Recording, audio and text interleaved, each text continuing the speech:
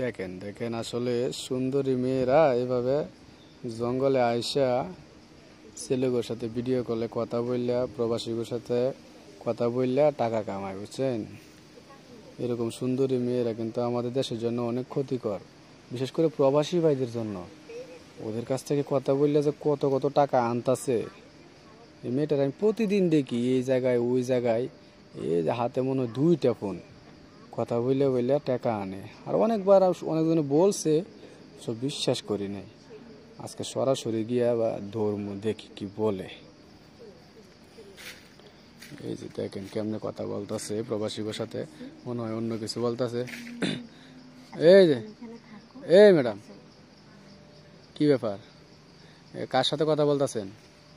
আমি কার সাথে কথা বলতেছি এটা আপনাকে বলতে হবে না, বলতে তো হবো। আমি ইদানিং আপনার নামে কিছু কথা শুনছি, আপনি নাকি এভাবে প্রতিদিন ভিডিও কলে প্রবাসীদের সাথে কথা বললে টাকা পয়সা আনেন। আপনি কি? আমি যেই হই সেটা পরিচিত অবশ্যই পরে দিমু। আচ্ছা, তোমার সাথে একটু পরে কথা বলতেছি। হ্যাঁ, আপনি কি বলতেছিলেন? বলতাছি যে আপনি প্রতিদিন এভাবে ফোনে কথা বলেন, তাই না? আমি ফোনে কথা বলি না, আমি ওই লন্ডনে যাই না, ঘুরে ফিরি। আপনি আমার পিছনে ঘুরতেছেন। আপনার পিছনে তো ঘুরার মতো টাইম আমার লস করার দরকার নাই, কিন্তু কথা হচ্ছে আপনি শুনছি আপনি প্রবাসী থেকে এইভাবে ভিডিও কলে কথা বললে কিছু অঙ্গভঙ্গ দেখায়া টাকা পয়সা আনেন, সেটা কি সঠিক? ফাজলামো করার জায়গা খুঁজে পান না? ফাজলামো কেন? আমি মানুষ দেখলি খালি চুলকাই আপনাকে। চুলকাবো কেন? আপনি এতক্ষণ আমার তো তাই মনে হচ্ছে যে আপনার একটু অ্যালার্জির সমস্যা আছে, যান ডাক্তারের কাছে গিয়ে দেখা করে তারপর আসেন। তাই আপনি মনে হইতেছে যে আমি সমস্যায় ভুগতেছি? হ্যাঁ, অবশ্যই। তো আপনি যে ওই যে এর সাথে আরো মনে হচ্ছে মাথায় কিছু প্রবলেম আছে, যান পাবনা গিয়ে ঘুরে আসেন। তাই? তা আপনি কি আমাকে বলতে চাইতেছেন এটাই যে আমি কারোর সঙ্গে প্রতারণা করি না, টাকা পয়সা আনি না, আমি মিথ্যা বলতেছি, তাই তো? আমার সঙ্গে করেন নাই, কিন্তু আমি তো আপনার নামে অনেক শুনছি, অনেকজনে বলছে। সেটাই হয়, পরিচয় তো অবশ্যই পাবে। পরিচয় দেওয়ার আগে আমার কথাটা রিপ্লাই দেন।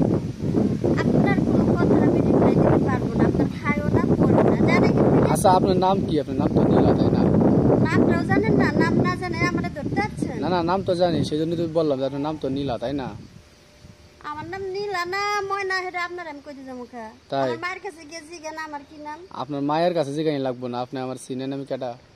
আপনারা চিনার আমার দরকার নাই, আপনারা চিনে আমি করবো কি?